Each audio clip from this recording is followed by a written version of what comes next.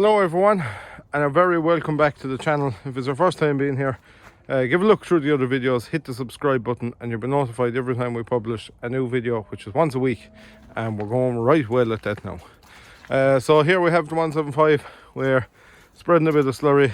I'm not spreading this morning because it made a good bit of rain last night, so we're kind of stopped now for today. It's a pity. I'd like to get finished out of this job. Even you can see the amount of rain it made has washed the tires. So I'd like to get out of this job because we have some piping to do, which I'll probably have to leave this job alone, and we'll go piping tomorrow and probably the day after, and maybe after that then get back here, and then we have a couple of tanking jobs to do, so that'll keep us going right into next week. We were also out spreading some dung the weekend, but look, it's a bit of a pain that the weather has kind of changed again, but what can we do? Anyway, that trailing shoe is working great now. Very happy with it this year so far. It's working perfectly.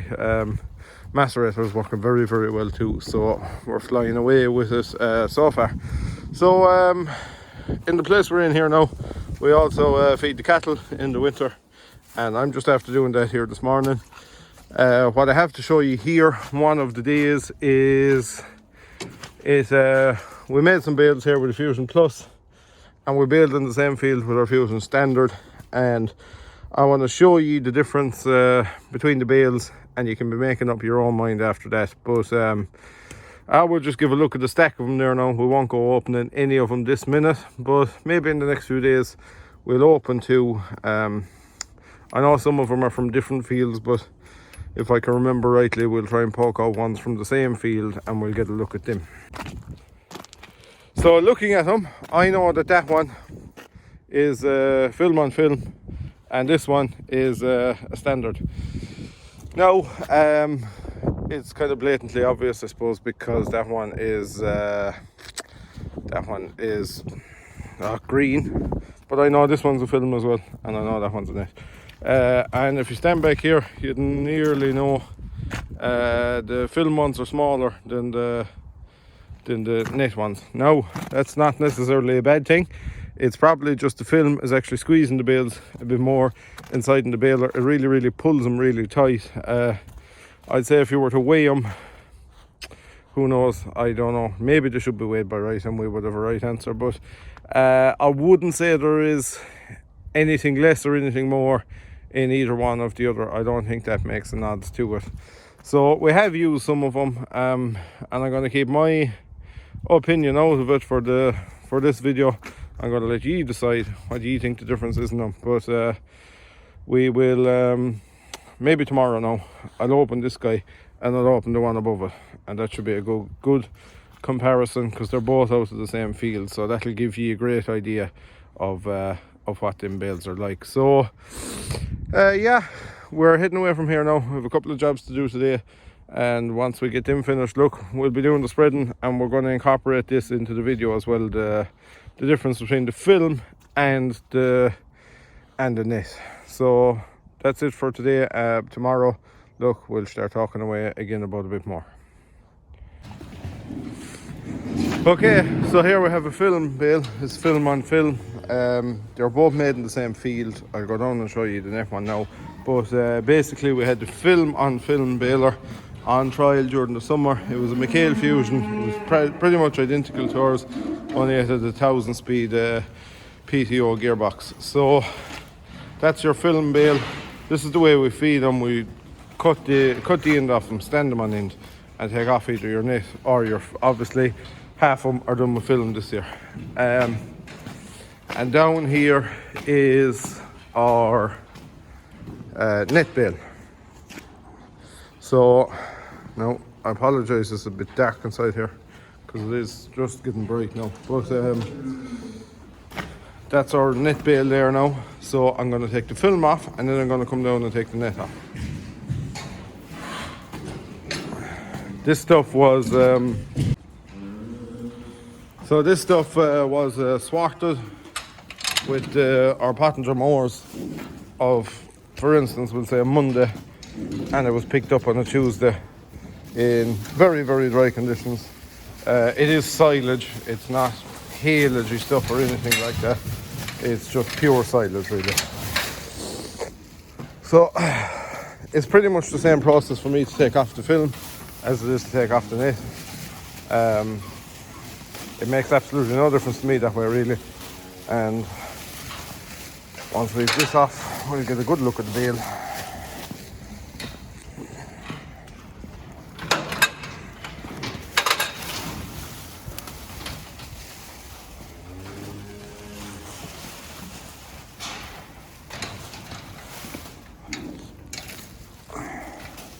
Right, so that's our film off. Only difference is this is chopped with 25 knives and ours is chopped with 13. So that's the only real difference in it.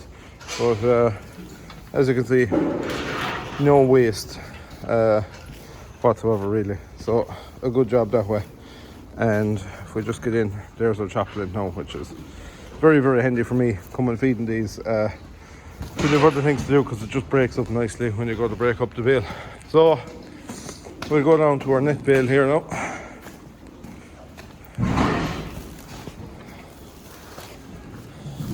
And like I said, much the same process to unwinding this one as it is to unwind the film one. No difference really that way.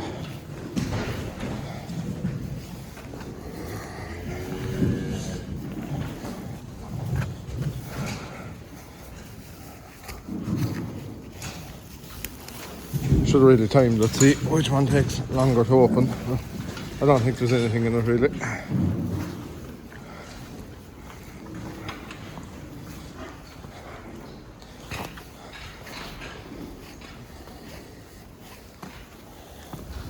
No, that's that. So as you can see with this bale, absolutely no waste whatsoever as well. Good quality. Pretty much the same stuff.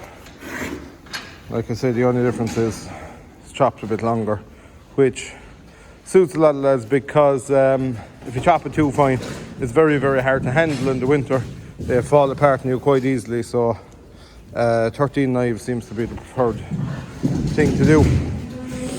So you can make your own mind up on that one really. I have my mind made up on it, but that bale is no different to that bale.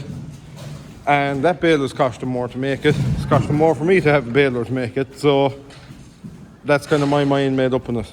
This is the last part of the sequence. We have our net here. We have our film here. So I need to take them now across the yard, which I would have to, whether I had net or film, with the way we feed them. Now if you had the bale shears or something, it'd be different, but then you have silage in between them, so you need to get out and clean out the silage in between them anyway. So we have a pallet set up over here for our recycling, and we just put our plastic waste there and our net waste in here. So I don't think that's a problem really. I can't see the problem with doing that, but it works for us. Mightn't work everywhere. But that's the film on film. That's all I can show you about it really. Like I say, I've my mind made up on it. It's there for you now to see what you think of it. See if you can make your mind up on it. Let me know in the comments what you think, what your experience with film on film is, or net, or whichever. So yeah, that's it for now. And we're going spreading slurry here now, and we'll talk about that once we get going. Okay, so we're here piping now. This is actually our first piping job since the opening days. And it's a very, very straightforward one. We're in a very big field. I think this field is about 45 acres, maybe 50 acres. So the last time, I was obviously not the most experienced person at piping, so the last time I piped a big field, I ended up knotting a pile of the pipe. Not really knotting it, I suppose, but I was dragging it from one corner of the field to the other, and I was twisting it, and when I went to roll it up then, there was a pile of twists in the pipe, which were difficult to get out. So What I'm going to do today is it's pretty easy to split this field in two. I can just basically, you can make a straight line down through the middle of it, and I can go over to the other side. So I'm spreading one half. Once I have one half spread in, I will drag my hose back down and pull it straight up the other way. So hopefully, I'm hoping that'll work the way I want it to work. We should be able to stay spreading that way, but the way I done it the last time, I don't think was the way to do it. So look, you who are used to piping, you can let me know in the comments what you would do in a situation like that. But pretty easy going. I only have 600 meters of pipe out because the yard is right next to us, and the tractor pumping is only really ticking over, and we have loads of pressure, so happy enough with the result there. Our primer pump is an absolute gift. Our old one used to break us up, but that one's a gift there now. It's very, very fast to get going, whereas with the last one it wasn't very easy to get going. So in other related news, I suppose, our loader landed for our tractor, for our 6480. Our loader brackets landed for that as well. We'll give a look at those if I'm home before dark, or we might give a look in the morning. But the loader is there now, the loader boom, the loader brackets. There's also a set of brackets for a CVX, and there should be another tractor here next week that already has loader brackets on it to suit that boom, which I had no intention of, it wasn't deliberately that tractor came about. So it's just there'll be 3 tractors there now with loader brackets, which would suit, but I'm going to have to keep an eye out for another loader boom because it would come in very, very handy. So we're spreading away, we're not doing any damage at all, it's all going well, touch wood. Hopefully it stays going that way for the rest of the day, and tomorrow we'll probably get back tanking again, and all over the weekend there's probably going to be much the same theme. So I'll spread away here, we're going to be here for a while, and I'll chat to you later.